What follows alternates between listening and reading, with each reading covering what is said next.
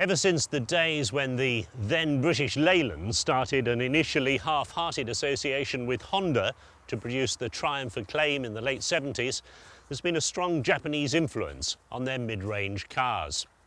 Now, despite the purchase of Rover by BMW and the severing of ties between Honda and Rover, there's still a very strong Oriental influence on this, the new Rover 45. Now, it's billed as a new car to fit in between the 25 and the top of the range 75, but in fact it's just a facelift of the old 400 series model. That came out in 1995. It was a joint association between Honda and Rover. Honda built their car in Swindon and called it the Civic. Rover built theirs in Longbridge and called it the 420 and the 416. So what's new? Well, obviously a new smiley face, new headlamps, a new grille to reflect Rover 75 style, new bumpers and chrome trim and new wheels. Under the bonnet, 5 engine options, 3 of them new to this car. At the top end there's a new 2-litre V6 taken from the 75 model range. There's the 1.8 K series, a well-proven engine, and a new L series 2-litre turbo diesel. The 1.4 and the 1.6 engines are carried over from the old car. Suspension's been stiffened up to take the weight of the V6, and Rover claim ride and handling has improved as a result. Transmissions include a 5-speed manual, a 6-speed CVT and a 5-speed Steptronic automatic for the V6, again derived from the 75.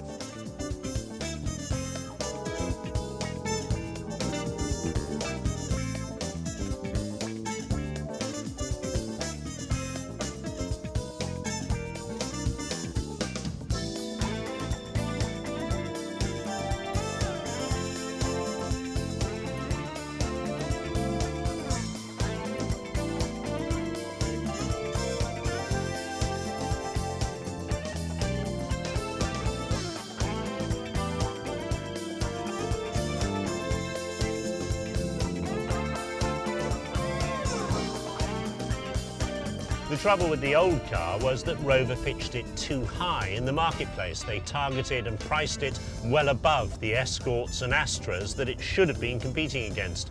And as a result, it looked expensive and not enough people bought it. Now with the new range of 75, 45 and 25, well, they've confronted reality. The 25 is pitched hard up against the sort of Polo Fiesta competition it should be facing, and this car is going to be priced hard against the Focus and Astra.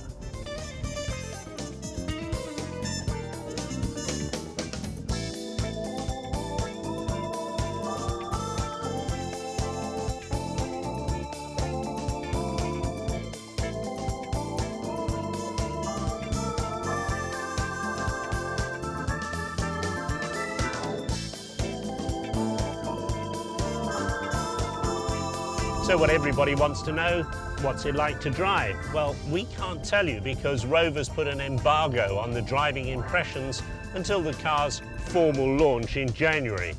And we're going to stick by that embargo because we're gentlemen. But on the quiet, it's quite good.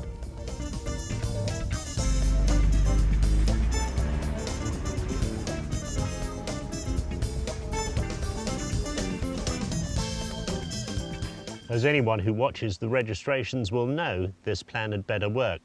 So far in 1999, Rover haven't got one car in the top 10, and this from the company who in the 1100, 1300 days used to take 30% of the market with one model. Sales this year are 30% down on the equivalent period in 1998. If this rebadging exercise doesn't work, BMW are going to be deeply displeased.